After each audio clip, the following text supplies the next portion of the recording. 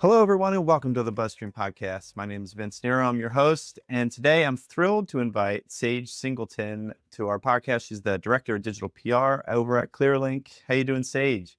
Great, thanks. Hi, Vince. Excited to be here. Before I get started, just a reminder to like and subscribe. Let us know what you think in the comments. The more that you interact with this kind of stuff, share it, the more I can bring on great guests like Sage. Yeah, so we had a chance to talk a little bit prior to this a few months ago, and then again closer to the podcast. And what was really interesting to me is your role position at Clearlink. Clearlink itself is kind of like an agency, kind of like an in-house role. So I'd love to kind of just start there. Let's talk about kind of what you do, what Clearlink is, because I think it'll give a good baseline for what we want to talk about today. Sure. Yeah. So high level, Clearlink is a, a digital marketing agency that owns and operates several web properties. I'm the director of digital PR over one of their divisions called Internet Brands. And those brands are made up of different consumer comparison websites. And so if you think of Expedia, you go to Expedia, you type in your destination, and it gives you all of the possible brands and locations that you could go. We do the same thing with telco brands. So, internet, if you're trying to compare internet, we give you your options, mobile services, streaming, cable options. And so, very simply put, consumer comparison websites and my team is responsible for outreach, PR, and link building to those properties. Yeah, great explanation. I mean, I think the thing that stood out to me too when we were talking about before this was your team used to be called the outreach team, right? Now you're kind of more of a digital PR team. What can you explain a little bit about that kind of transition? Sure. So I've been at Clearlink for 8 years. I started as an outreach specialist, building links for one of their websites, um, became the outreach manager. And then maybe 3 or 4 years into my tenure as the manager, we decided to make a whole team change to digital PR. And at first, it kind of felt like semantics, but the more we thought about it, it was like the business of outreach to digital PR has shifted. And so maybe I'll just kind of define how we think about the difference between outreach and digital PR. So I think outreach is more the process of building links for the purpose of SEO, building links to drive link equity, doing outreach to third party websites with the intent of building a backlink. And digital PR, a byproduct of digital PR efforts, is still backlinks, but I like to think of it as more of creating a digital footprint. Digital PR is the art of promoting a brand. It creates that digital footprint and ensures your brand is everywhere it needs to be online. And so for me and my team, initially our KPIs with the outreach team were just backlinks. And then with digital PR, it's evolved to so much more than that because, like I mentioned before, you can run a digital PR campaign and drive backlinks, but you're doing other things with that. You're building brand awareness, you're getting brand mentions, potentially broadcast segments on traditional TV and radio. And while those might not leave a backlink, it still is leaving a digital impression on consumers and audiences. And so as we drove more impact and as we drove more results through our campaigns, that really cemented our need to change it from just the outreach team to the digital PR team. So is this something that came about because of shifts in the industry, because of shifts, internally? What really brought the change about? Yeah, I would say kind of a little bit of everything. I do think digital PR is on the rise as people see the impact it can have on a business, not just on the search engine's result pages, but on the brand itself. I like to think of digital PR as kind of this intersection between SEO and traditional PR. You have SEO that's all rooted in the search engine's result pages in Google or other search engines, and then public relations offline can help build a brand, but together you do both. And so I think part of it was the industry with traditional link building tactics like guest posting or link reclamation becoming trickier and maybe Google catching onto it more. That also we wanted to be one, in line with Google best practices, but also like what's best for the consumer. And if we're creating content that answers consumers' questions, provides entertainment, education, information, that just felt more digital PR. It does more than just build a backlink for the SERPs. And so that was kind of our thinking. But I don't know if that answers your question, but that was a little bit of everything that went into our decision. Yeah, I mean, there's a lot there, and I think a lot of people are kind of coming to the realization that you did as well with especially helpful content, but even sooner now, closer to when we're doing this podcast, the Google leak, it just Mhm. seems like there's so much that has gone into the algorithm and where Google is kind of pushing forward towards where the brand itself is such a big piece of the marketing strategy, the digital marketing strategy. And it sounds like, well, one of the things you said was, creating content on guest post sites, like that kind of stuff. That was bread and butter for, and still Sure. is for a lot of people. Like I constantly get inundated with emails like that. But I've done some analyses, we have some on our site now where it's just like those sites are the ones that just got tanked by the helpful content update.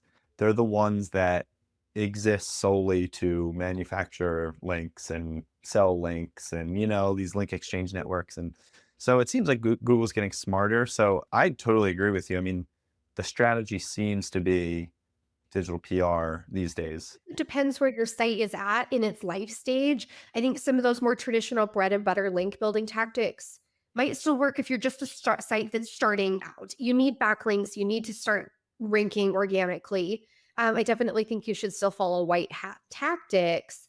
But as our brands have been around and they're evolving, we needed more than just backlinks. We needed this, like I mentioned, more the PR, public relations, brand building to continue to grow and scale. Yeah, it does definitely seem to be like the bigger brands. It's at least easier, I think, for them to get into digital PR because people know who the brand is and they probably reap the benefits even more because, if you see Nike has a new study about whatever, like it's more likely to get spread than some random footwear company, right? I'm curious about when you say kind of some of these traditional link building tactics to kind of get things going. And it sounds like you don't really do those or need to do those anymore at this point, but like what are some of those that you think still work today? Sure. I mean, we still, I think guest posting or contributed content where it makes sense is still a valid tactic. Resource link building, so offering existing helpful content or link insertion. I think if it's done genuinely, if you genuinely have a resource that would add value to another existing article or piece of content or resource page, I think that's a more bread and butter link building tactic that still works.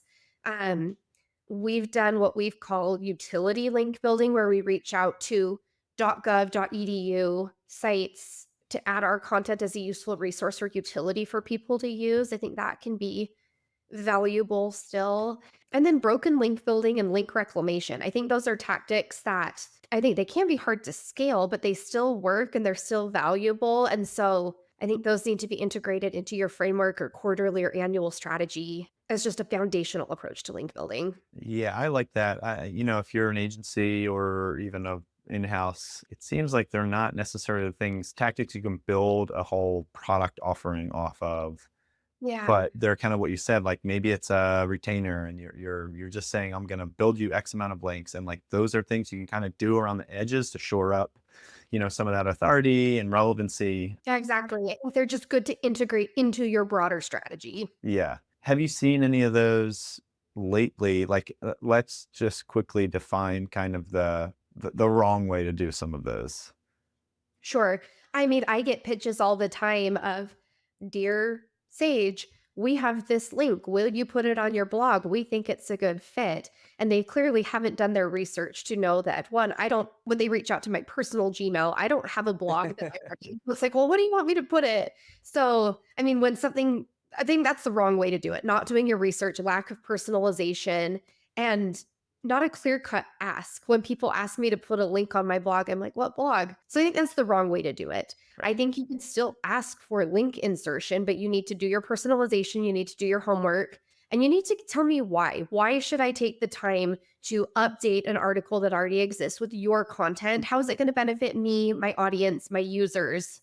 And if you can be persuasive, I'll do it. But you need to sell me on that. Yeah. I almost feel like there are more people nowadays that get the game, like site Right. owners who understand SEO enough. Whereas back in the day, you used to kind of be able to, you'd have a higher success rate with any of those. And like you wouldn't even need to really explain the benefits because they'd just be thrilled that like somebody was reaching out to them or thrilled that their brand might be mentioned on some post or something that you're doing. So yeah, it seems to just be are getting more sophisticated.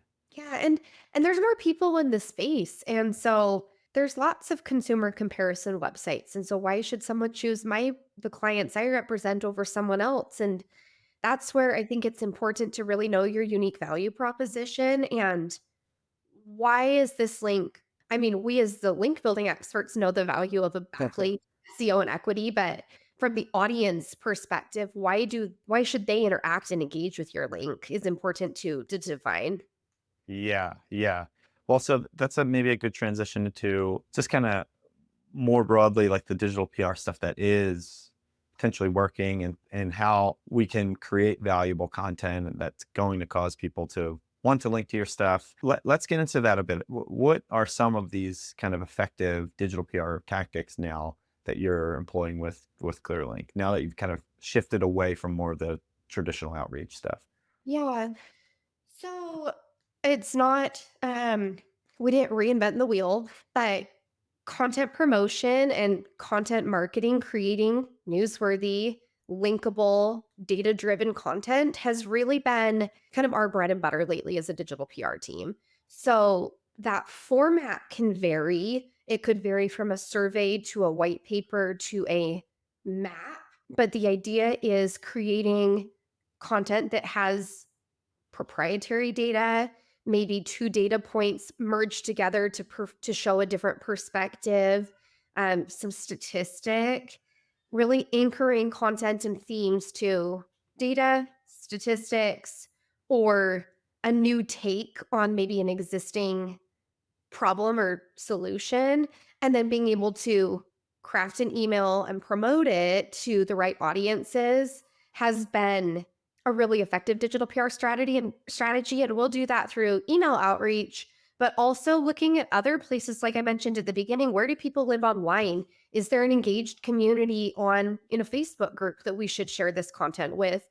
Is there a I don't know, like a Reddit forum, forum. to Yeah, kind of yeah, yeah. forum or a something like that. And so it's like everywhere online that these audiences live, where can we put our content that they'll engage with, that they'll like? So yeah, that's kind of how we're thinking about it. Yeah, a lot in there too to dissect. Let's start with kind of finding those. I think at this point everybody understands. Well, that's too sweeping of a statement probably, but there's the news outreach, right? Like you create this data-driven post, and you're going to reach out to general news platforms. But then there's also what you said, where it's like the forums and the kind of alternative outreach or content Mhm. promotion platforms that I feel like people in the digital PR and SEO realm, maybe link building realm, get too hyper focused on just site Sure. links and blog links. But we're really talking now about building your brand, building brand awareness, and all that stuff can get all of a sudden the map is open, right? Like Mhm. you're now talking about Facebook groups and these places. So let's talk a little bit how you find those audiences and find those specific forums and alternative places. Sure. Well, and I'll start out by saying that I realize that the link impact from a social site isn't as maybe as strong as a link on the New York Times, for example. But when we're talking about just PR and reach, we still recognize that there's engaged audiences in a Facebook group, for example. And so if we're doing a piece about, I'll just take my mom or myself as an example. I'm a mom, and if I was creating a piece about parenting or like from that perspective, let's say I represent a parenting company or a product. Where do other moms go for information? Well, I'm part of Facebook groups. I have certain publications that I follow. I have influencers on Instagram that I follow. And so I like to put myself in that audience's shoes. If I were a mover and I needed information about what are the best moving companies? Well, where do I go? Maybe I go to the neighborhood, the next door app. And so I think the advice for people who are doing outreach for companies is think about your desired user and where do they live online? Who do they follow? Which publications do they read? Which influencers are making a mark? Which groups are they a part of? And then getting involved in those groups so you can, one, see the conversation, understand the questions that are being asked, who's answering those questions, and then inserting your brand strategically into that conversation as a genuine resource. Um, Maybe my parenting example was bad, but that was just trying to illustrate. I think of where I go to get information as a new mom. And so that can be applied to any audience if you put yourself in their shoes. Yeah, I mean, that's great advice. Do you run the risk of it being inauthentic as a brand? Like, you see this on Reddit all the time, where like people are being too promotional, right? And these Mhm. days, maybe it's a bad example because these days it seems to be kind of a crapshoot, and like it's all over the place with Reddit and some of those forums, and they are overly, promotional. But let's use like maybe Quora or something else, maybe a Facebook group.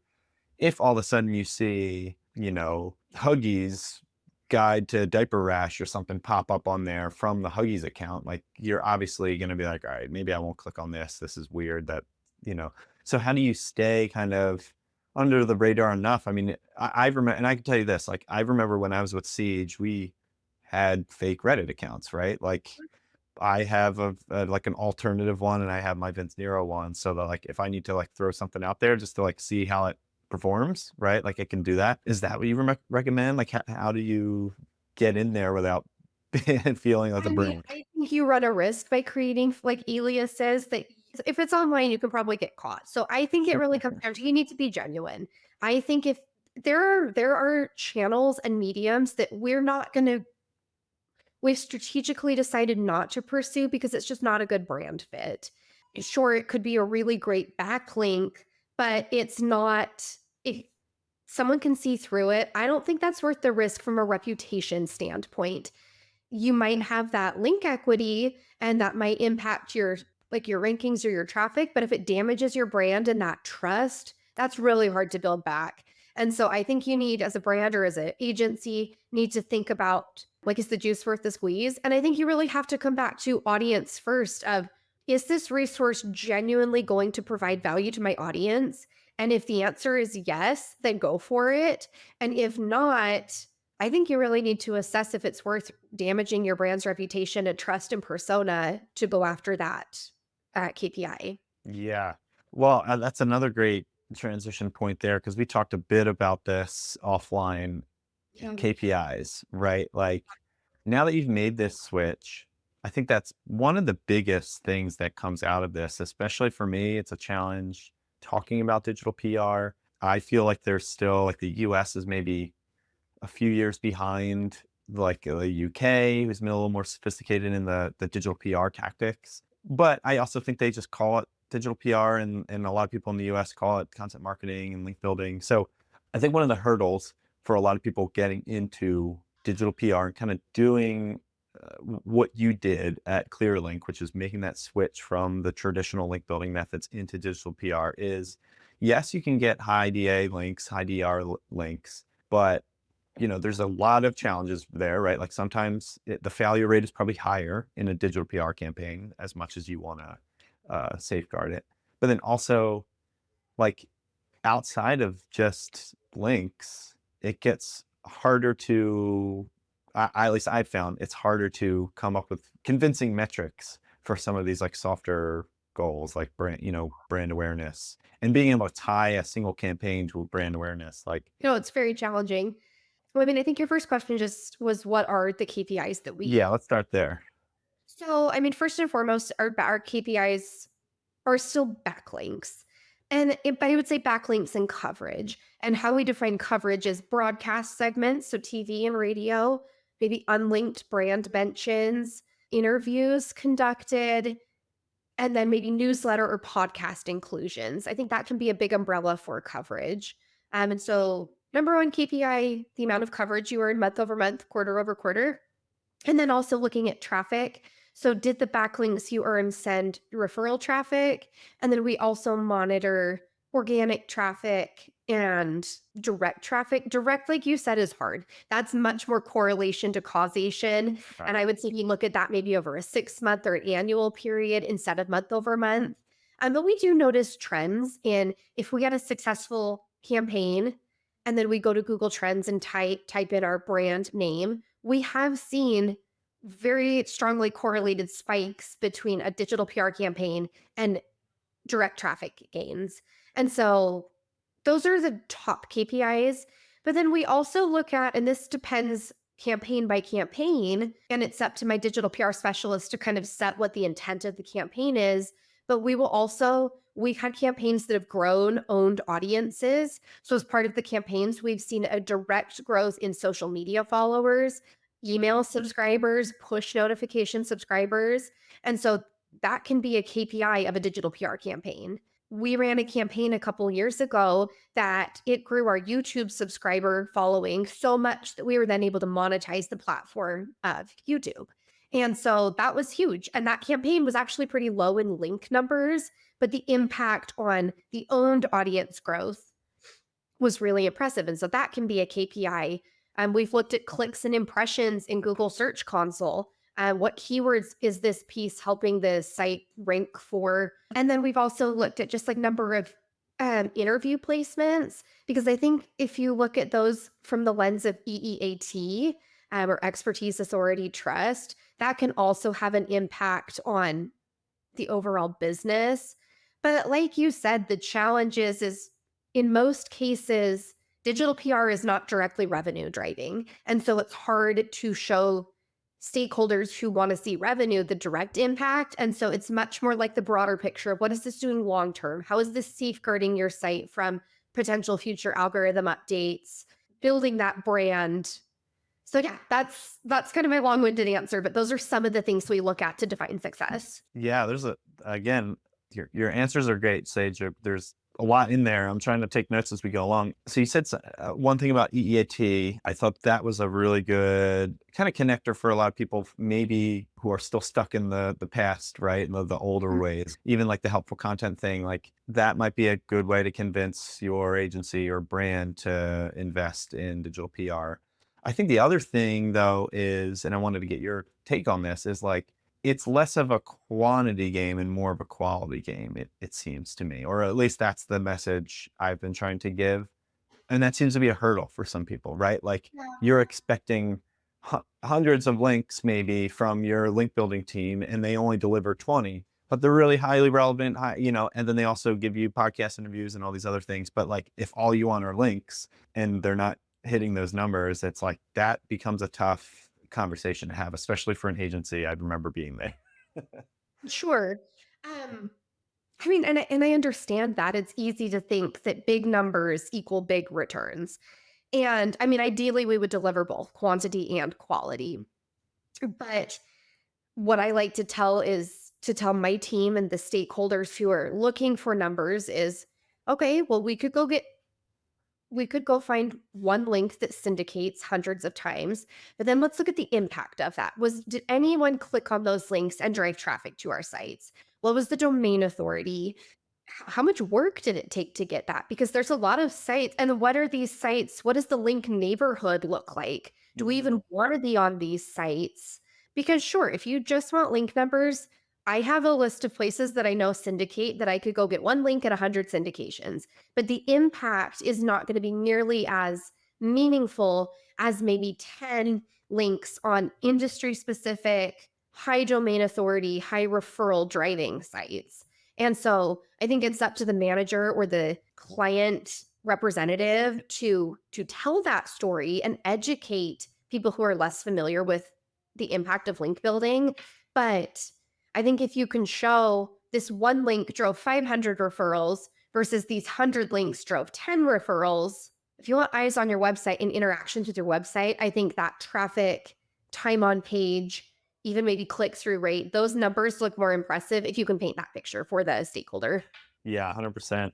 So I want to go back to one thing that you mentioned that was really interesting. And I hadn't thought about this. So like when you're thinking about measuring voice and measuring brand awareness that you're coming from these campaigns. You mentioned using Google Trends to actually look at how your Mhm. brand is trending. I hadn't thought of that, and I'm curious. Let's start there. So, your brand, you do a digital PR campaign, and it's just a matter of looking at how your brand is trending in that same time frame of a digital PR campaign. Yeah, so one of the case studies I ran, we have a website called highspeedinternet.com. It's a consumer comparison site to compare internet providers. And we ran, I think, 15 campaigns in a year, just consistent campaigns. They did relatively well each campaign. I'd have to look back at the exact numbers, but probably 30 to 50 links per campaign.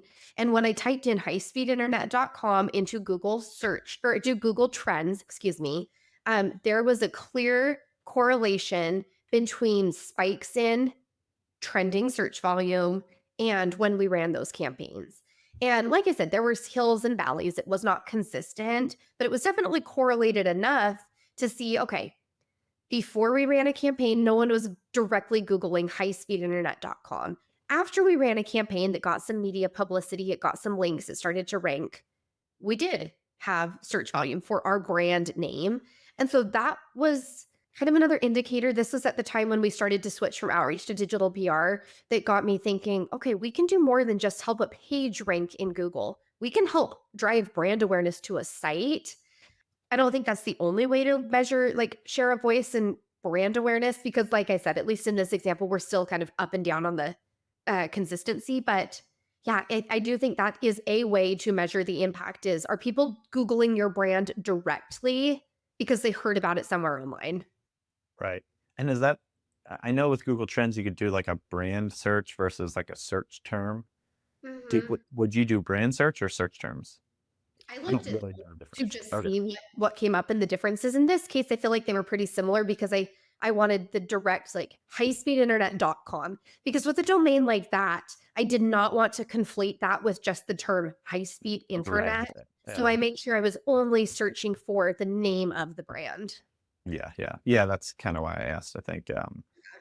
Yeah. I mean, super interesting. I want to bring up one of the campaigns that I know you've worked on because I thought it was a really interesting way to kind of think about digital PR.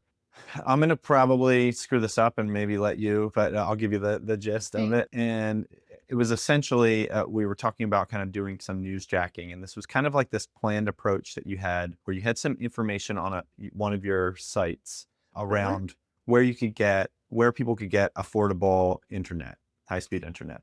I know which piece you're talking about. I'll give a quick summary of it. One of our websites, whistleout.com, they are basically a search engine to compare mobile plans and internet plans. Um, that's what they do. So, existing content on the site talks about the best mobile and internet plans, the cheapest, most expensive internet plans. So, that content already existed. And then back in April or May, um, Congress made an announcement that they were ending a program called the Affordable Connectivity Program. And this federally run program, it basically gave subsidies for low income Americans that they could put towards their internet bill.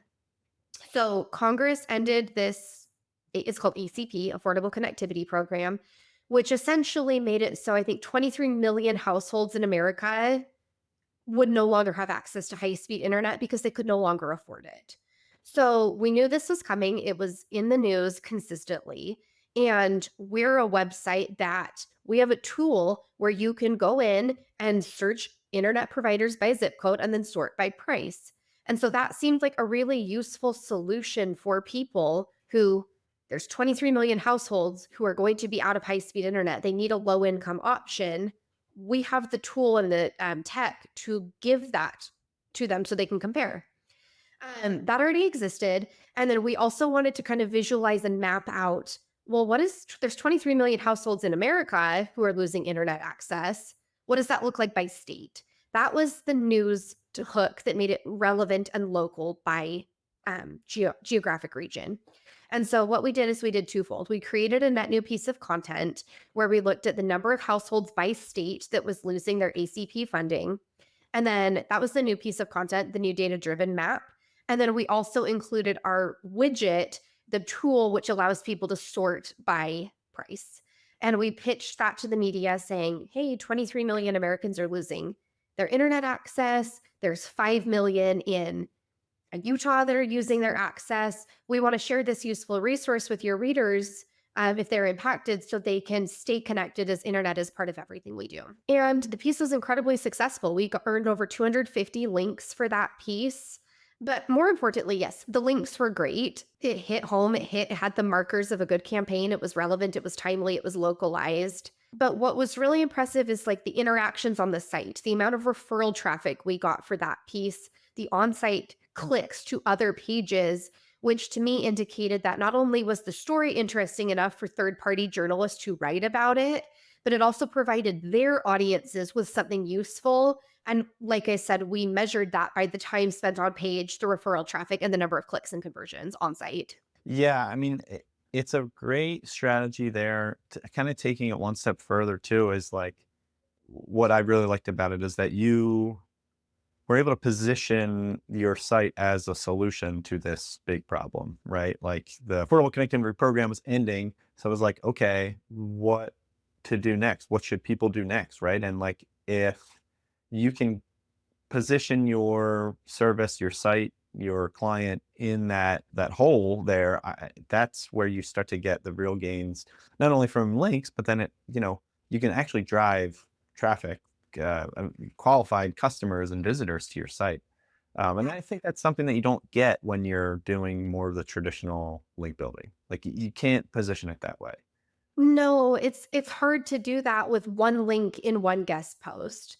That can have impact if it's a well-placed link on a well-placed domain, but if you're talking about scale of your efforts, I think content promotion, digital PR, you just get more bang for your buck because you can just reach more audiences with one piece of content. Yeah. Let's take the flip side of this because we both, it sounds like you and I have got a very similar kind of background. We both kind of started as outreach. When I was with Siege, we had these like kind of quasi roles where it was like outreach plus content creator. But yeah, I did a ton of outreach and then became a manager and wasn't really doing it as much. But I think you can learn a ton from that traditional outreach mindset and take that into digital PR.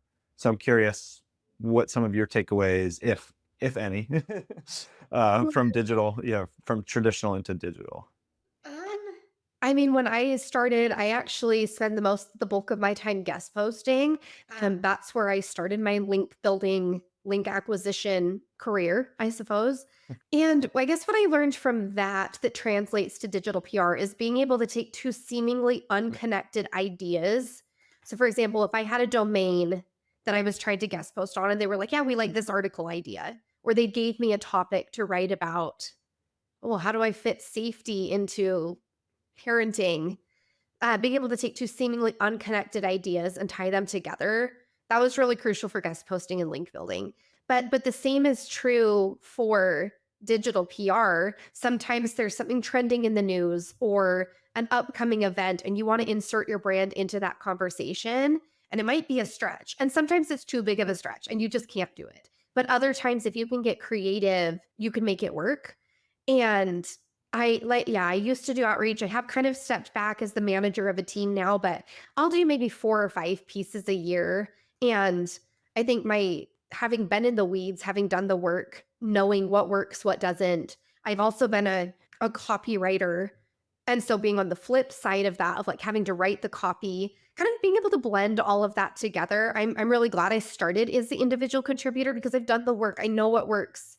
And I think that makes me a more effective leader because I can speak from experience. And I like to do pieces to this day because I know things have changed from when I started 8 years ago. Yeah, totally. I mean, the thing with like pitching, I feel like when you're in the kind of more traditional outreach versus now, yeah, it just seems like it's a more authentic thing these days, or you have to kind of be, yeah, you could be a little more robotic and like scale it a little more easily. I think when you're doing kind of the traditional outreach versus when you're reaching out to journalists, you really have to kind of think like them and yeah, approach it really like there's another person on the other end of it. That seems to be like my biggest kind of aha moment. But and then to your other point, which I really like, is that idea of like getting creative about how you kind of connect the dots, because that's something I feel like it's really hard to teach. And we've played that game here of BuzzStream Yeah. sometimes, like because I was writing this post about content ideation. I was like, how far can you get, or do you do it the other way around, where it's like, can you connect these two things, and like how quickly, and how can you connect these two things? I think That that's just actually used to be an interview question I asked. We asked a question about what are all the similarities between pigs and homeowners insurance? And when I got asked that, I was like, "What is this question?" But it was interesting. There's no right answer, but it's the idea of like, can you think on your feet? And then the other thing that I've actually pulled from is I have a sister who's in like stand up comedy, and so I've learned a lot from her about the lessons of improv where the concept is you never say no, you always build on it. And so that's really helpful actually with creating content.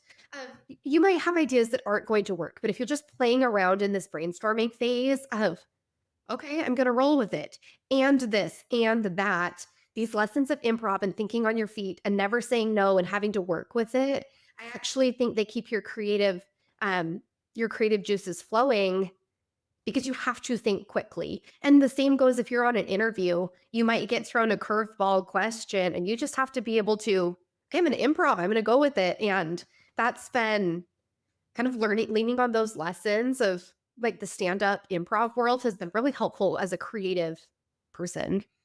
yeah. Wow, I love that. The pigs and homeowners insurance. What are what's the commonality between the two? Oh, I don't. I was trying to think as you were talking. Let's see, pigs. They like to eat trash. They live in a barn. Man, yeah. I don't know. I would fail on this interview. I don't think I would get hired. I need some time. What do you got, Sage? You've done this before. What are some of the clever?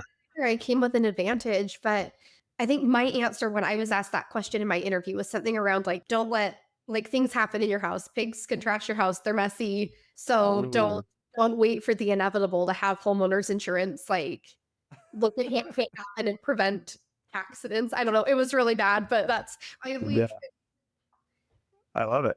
at least I had an answer. I was like, okay, I better say something over Yeah, nothing. You know, yeah. here I am 8 years later. So something I said worked. Yeah, that's great. Well, I want to wrap it up here. I don't want to take up too much of your time. I know that as a manager, you're in back-to-back meetings, I'm sure. So, last thing I want to kind of touch on is this idea as a manager, as someone that's doing digital PR. Let's talk just a little bit about what happens when these things underperform, and kind of what it takes to like learn from them. Like that's probably obvious stuff, but like, and I don't want to call this like spinning a bad, report. Like if stuff doesn't go well, it doesn't go well. But like you talked a little bit about some of those other soft metrics, so maybe it's that. But let's talk about what happens when either your team doesn't perform or your piece doesn't perform. Sure. Well, that sucks. That's not what anyone wants to happen. And yet it does. I would say, I tell my team first and foremost, you are going to have pieces that are going to flop despite your best efforts. And that's okay as long as you don't keep making the same mistakes, or at least if we learn from it, which is cliche, but it's true. But what I would say is kind of like our standard process. If we're 2 weeks into outreach and we have no coverage yet, I mean, kind of our things and plug for BuzzStream, go into BuzzStream and look at your open rates. Like, what do those look like? Because if they're low, to me, that indicates the subject line wasn't intriguing. So could you go fix your subject line? If they're high, do you need a follow up? Do you need to add more information to your follow up? Did you send enough emails? Do you have the right audiences? I think you can look at all of those like tactical things. And then I also think sometimes you have to I think we can get caught up in our ideas and everyone thinks their own ideas are great. And so I'll have my team go gut check with someone else. Be like, okay, you got to gut check me. You got to play devil's advocate. Like, what is wrong with this piece? What's not interesting? And we'll do that with another digital PR specialist so you get the expertise.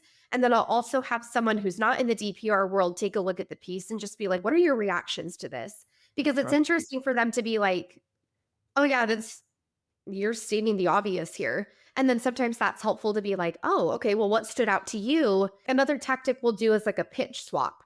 We'll send our published content piece to someone else and be like, hey, will you write the pitch for me? I want to see what you would say versus what I said.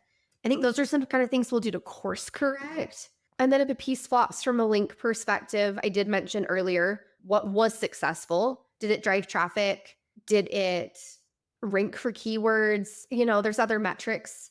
So we can, like you said, not spin, but like find maybe the silver lining in the piece. And then there's sometimes where pieces just completely flop. And I had a manager years ago who I did an end of year presentation and I highlighted all of the things that went well this year. And he said, well, that's great, but I want to know what went wrong.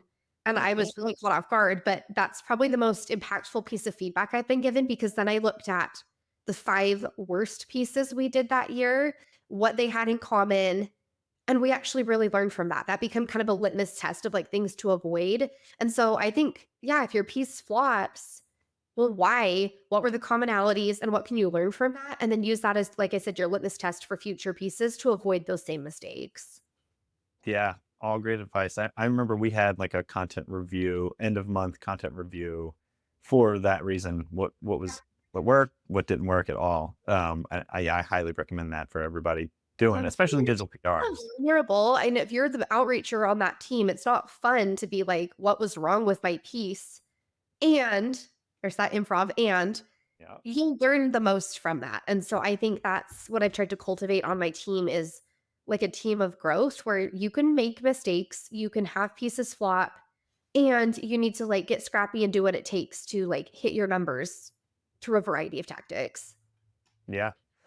Well, let's leave it there, Sage. A lot to digest in this. Like I said, you gave a lot of great answers. What I will do usually with these is also kind of give like a recap. And this is going to be chock full of some great advice. So, Sage, I really appreciate your time. Thanks, Vince. It was great to be here. Thanks again for watching. Like, subscribe, and have a great day. Thanks to Sage for coming on.